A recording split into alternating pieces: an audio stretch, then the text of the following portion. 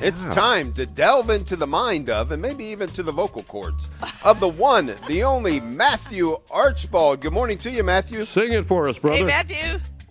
You should hear me hit that high note and how great thou art. You haven't lived until you've heard me hit that one. Oh, I want to sit in the pew behind him. I just want to hear it one time. That's right. I'd like to be in the front row of the pew 2 churches down. Yeah. I just want to hear. I want to hear how he sings. Let us build a city of God. If he's singing, or if he's under his breath going, "This is ridiculous."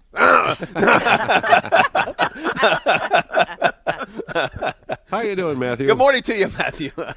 I am doing great. I wrote a piece, and I thought I would just briefly allude to it. I wrote a piece on the book Five People You Meet in Heaven. Yes. I just read it. Fabulous. Yeah. It's too I crazy. wrote a quick little thing about 5 people you don't want to meet in heaven. Yeah. I love it. Yeah. I read it too. It's so funny, Matthew. Yeah.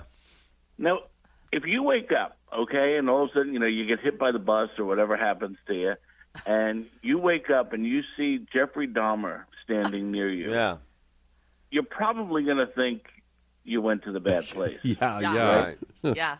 But it turns out that Jeffrey Dahmer found Christ before he got stabbed in prison. Mm-hmm. So there is a possibility that he's up there. Right. These are all prodigal as sons. well as the murderous mobster Dutch Schultz and Rudolf Hess, the Nazi. I hope he doesn't wear the Nazi thing up there, though. That would be weird. Yeah. That would be very, very Now, his weird. story is quite amazing, actually. But Oh, it is, yeah. Yeah. And then the other guy, like Oscar Wilde. Yeah. Now, I wouldn't expect to see him, but I'm not even sure I want to hang out with him. Right. there. Right. You know what I mean? Like, he's always being like the theater kid. He would just be too much all the time. Don't you think? Like, just, all right, Oscar, you're The brilliant. cape- I His the get whole cape's it. a little family just much. rolled their eyes at him, you know? Now, I want to get to your last one, and then I want you and Bishop Barron to have a conversation about this last one, because he's a big fan. Well, the last one's a little slightly subjective. I'll give you Yes, that. It's yes, slightly yes. subjective.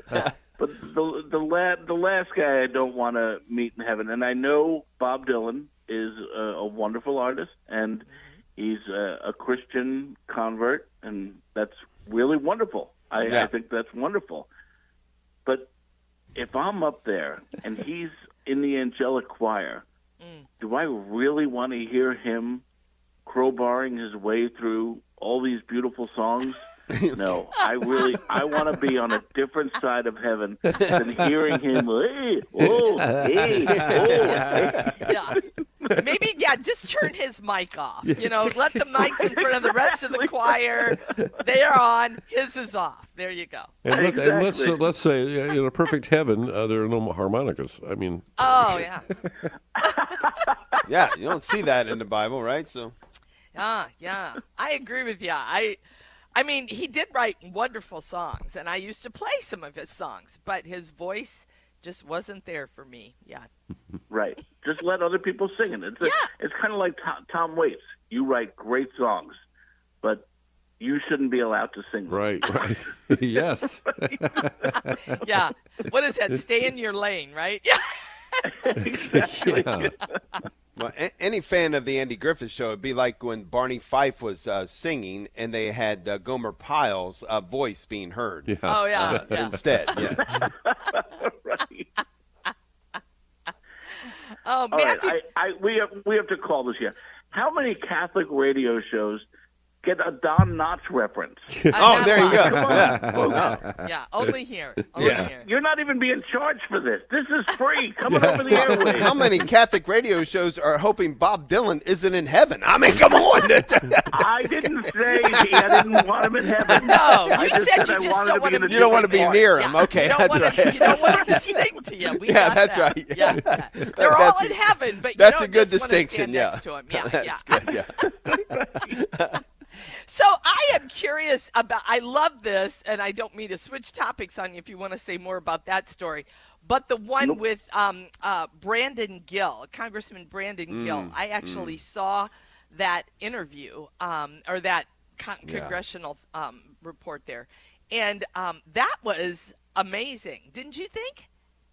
Oh, my God. I didn't even know who this guy was up until this. And I had never even heard of him. Yeah. And the way he eviscerated, I mean, it was awful. Yeah. It was. I've never felt so bad for an abortion advocate before. You know. Yeah, and he was very kind. You know, he wasn't nasty. Right. He was just speaking the truth. Straightforward, yeah.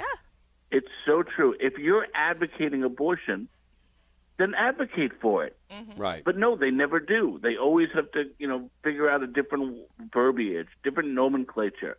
Oh, I'm not for abortion. I'm just for women's rights. Mm-hmm. It's like, no, you're an abortion advocate. Let's be honest. What you're advocating for is more abortion. Yeah. And him asking, "What's your favorite topic of abortion?" I was like, "What?" It was one of those moments where you're like, "Why isn't everyone asking that question?" Yeah. It was so well done. It was good on him. That's a great question. What type of abortion is your favorite? Right. Yeah. Wow, Right. that's brilliant. It gave him the opportunity to actually describe them, how they're done. And a lot of people don't. They're clueless. And when I do it in class, my students' eyes get great big, like, oh, my gosh, when I go over abortion techniques. They can't believe it. Yeah, and the purpose behind the question, not just a gotcha question, but an opportunity to actually then describe. Educate. Yeah, right. Yep. And that's, imagine an honest conversation in Washington, D.C., That was That's amazing. right. We don't get a lot of reasons to cheer for politicians right now.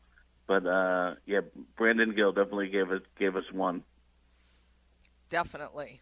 So did you have, I didn't mean to cut you off on that, 5 people you don't want to meet in heaven. Do you have anything else on that? Because it was hysterical. No, just I would just urge people, get over here. Join the party, Did you see the story? I literally just put it up. This is so pathetic. So pathetic. The LA Times wrote a piece celebrating a throuple. Oh, yeah. Whatever that is. Asking that they be allowed in to the hospital to see a child born. Mm-hmm. Remember when gay marriage was a thing? That was their big thing. Right. When someone was dying or in the hospital, they couldn't even go visit. And that really did make some inroads. Right. Now, the funny thing about this story is about this throuple that wanted to be in to watch a child being born. They were allowed. Right. The LA Times had to write it. They were allowed in.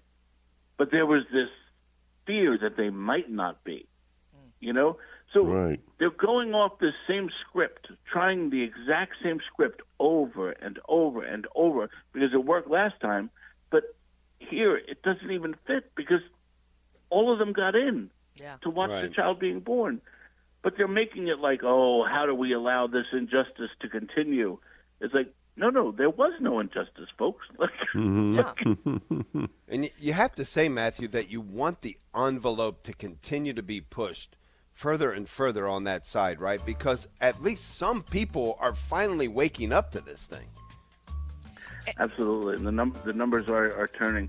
But once you redefine marriage as simply any consenting adult, this is what you get. I mean, we said it at the time. Yeah, we did. just... Yeah, it's if it can't be between a man and a woman, then why is 2 the number? Yeah, right. Exactly. Everything becomes subjective. That's crazy. All right, Matthew, sing us out. How great thou art! Oh my goodness! Look at the time. And he's complaining about Dylan. There you go. Maybe Dylan doesn't want to be next to him. I think my glasses broke. Thanks, Matthew Archbold.